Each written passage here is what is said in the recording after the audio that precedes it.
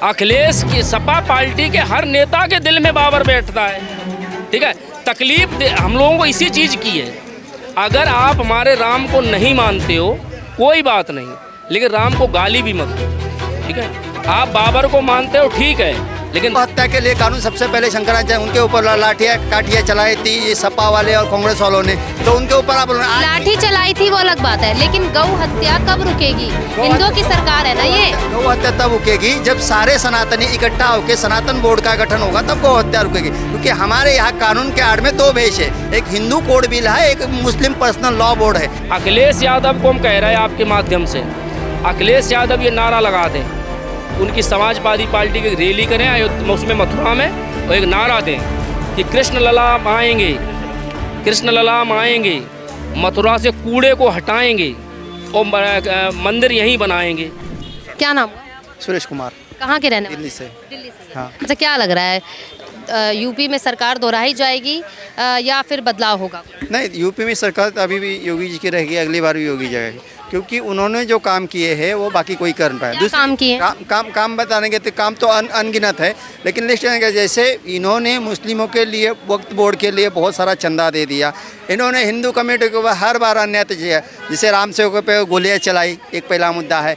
अगर जो रघुवंशी यदुवंशी कहते हैं, उन्होंने अपने पीढ़ी के ऊपर गर्व नहीं, दूसरे को पीढ़ी के ऊपर वो कहने लगते हैं। अखिलेश यादव क्यों नहीं आ सकते? क्या दिक्कत है? वो सरकार नहीं चला सकते? सरकार चलाने के लिए उनके पिताजी ने जो कुकांड करके रखे, उनका एक बताता सच्चाई बताता हो, क्योंकि उनके पिताजी कांग्रेस के अध्यक्ष बने, ना कांग्रेस ने उनको अध्यक्ष बना दिया, ना पिताजी को उन्होंने राम सेवकों को माना, पहली बात। दूसरी बात, अगर वो हिंदू है और अपने को क्या बोलते प्रोएक्टिव है, एक्टिव हिंदू कहते हैं, तो कहे दो कि भाई मैं भी हिंदू हूँ, हिंदू सनातन बोर्ड आता है। जैसे उनका मुसलमानों के लिए वक्फ बोर्ड है, वैसे हिंदू के लिए सनातन बोर्ड होना चाहिए। ये डिमांड आज की नहीं, 1947 में। तो आपने जो बोला कि उनके जो पिताजी ने काम किए, तो उनके पिताजी ने काम किए ना, अखिलेश यादव ने थोड़े ना ऐसे काम किए। नहीं, अखिलेश यादव ने जब मायावती के साथ सरकार बनाई थी ना, वो दलितों के रहे, ना पंडितों के रहे, ना हिंदुओं के रहे, तीनों को इन्होंने डाइवर्ट करके। हिंदुओं की तो कोई सरकार नहीं है। नहीं, हिंदुओं की सरकार है ना, आज योगी आदित्यनाथ जी है। हिंदुओं की हत्या क्यों हो रही है और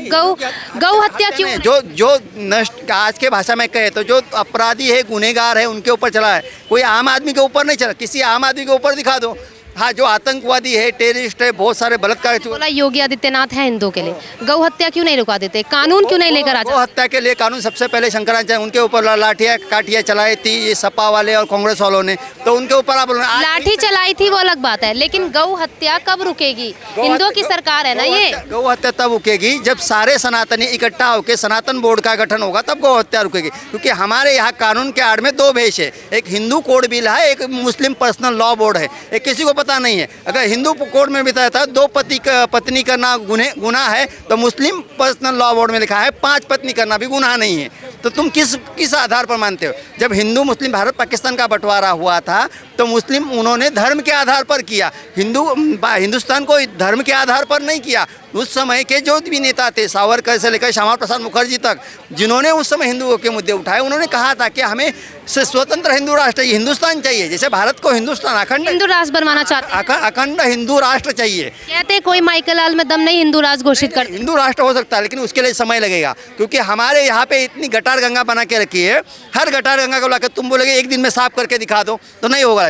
लेकिन हमारे यहाँ जो टॉयलेट का पानी आता है, उसको भी हम साफ करके पीने के। बीजेपी को सत्ता में आए कितने साल? बीजेपी तो 12 साल हो गए, 12। हाँ, हो गए। तो क्यों नहीं कानून लेकर आ जाते हैं? बीजेपी कानून लाने के लिए पूरा मैंडेट चाहिए। लोकसभा में मैंडेट पूरा है ना, क्यों नहीं? लोकसभा में मैंडेट है, लेकिन राज्यसभा में मैंडेट अभी भी नहीं है, क्योंकि राज्यसभा में जो सारे इधर उधर के, इधर से लाके उठाते, उधर से भागते, उधर से लाके, हमारी इधर जो खिचड़ी पकाने का जो कार्यक्रम करते हैं वो चलता है, लेकिन खिचड़ी से पूरी सिस्टम भ्रष्ट हो जाती है। कौन सा भी कानून ला लो तुम, कानून जब लाते हो तो जमीन पर लाने के लिए जो अवेयरनेस होना चाहिए, स्कूल शिक्षा से लेकर हेल्थ केयर या जो आम आदमी तक, उसके लिए वो अवेयरनेस नहीं है, उसके लिए वो अवेयरनेस कम पड़ रहा है। जहाँ जो अवेयरनेस पूरा हो जाएगा, उस दिन तुम देखना भारत हिंदू राष्ट्र होके रहेगा, यहाँ से नहीं। जैसे अंग्रेज़ों के ज़माने से नेपाल एकमेव राष्ट्र है कि जिसको अंग्रेजों ने डिक्लेयर किया था हिंदू राष्ट्र। आज नेपाल भी बौद्ध राष्ट्र हो गया। हिंदू राष्ट्र नहीं रहा। और पूरे वर्ल्ड में खाली नेपाल ही क्यों राष्ट्र है, इंडिया नहीं था। इंडिया पाकिस्तान का बंटवारा जिस धर्म के आधार पर हुआ, ना पाकिस्तान आज इस्लाम धर्म को मानता है, ना हिंदुओं में मुसलमानों की कभी कमी ही रही है।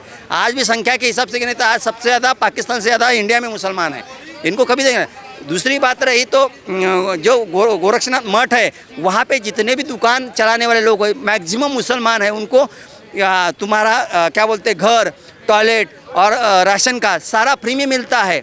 तुम हॉस्पिटल की लाइन भी देखो, उसमें भी वो सारे फ्री है।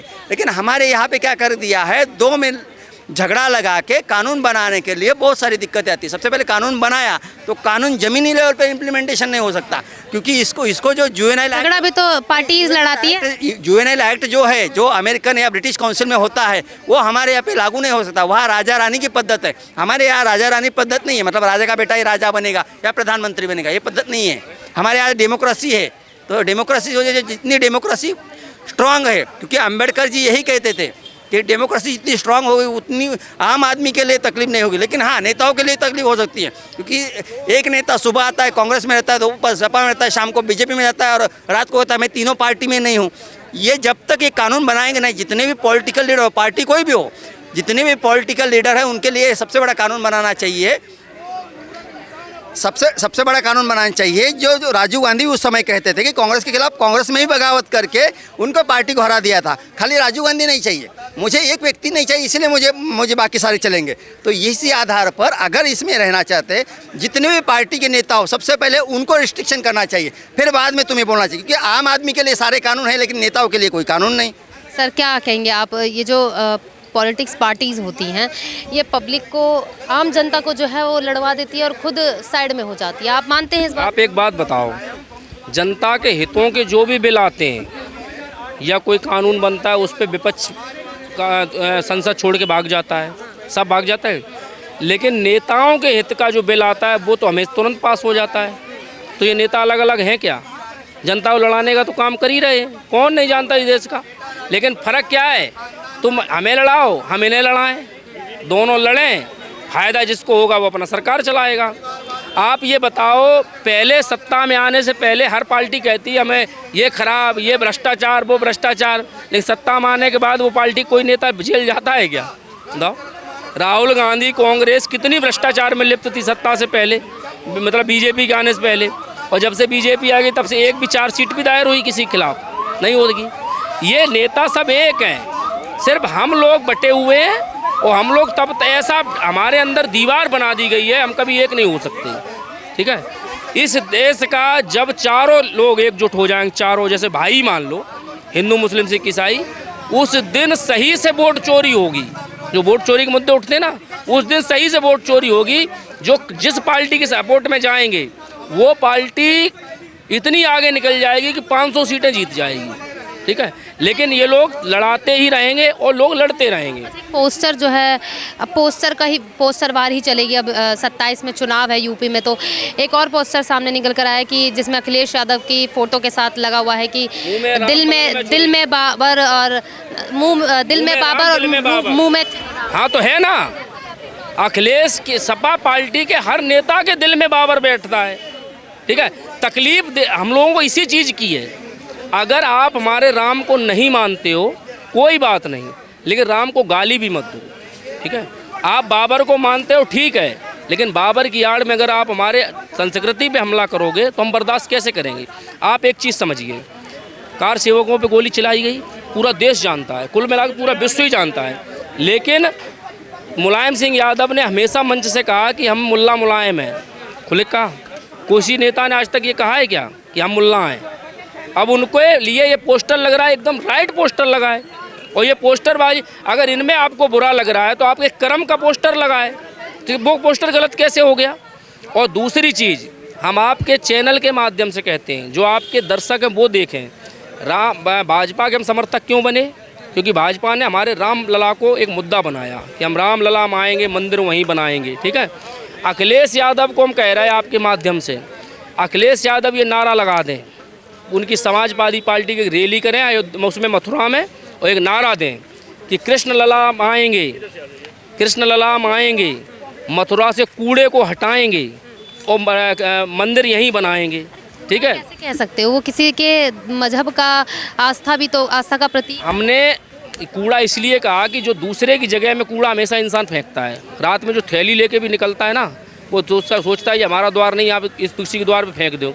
तो जब किसी की अवैध जगह पे तुम बनाओगे वो कूड़ा ही रहेगा, वो कोई उससे आपकी धार्मिक आस्था उससे लाख जुड़ी हो। और भी देश में मस्जिदें हैं, उनके हम क्यों नहीं बोलते हैं। जो हमारे संस्कृति में तोड़ के बनाए गए हैं, जो हमारे मंदिर तोड़ के बनाए गए हैं जहाँ पे भी, वो हमारी नज़र में सारे कूड़े हैं, उनको एक एक करके सबको हटाएंगे, ठीक है, एक भी नहीं बचेगा।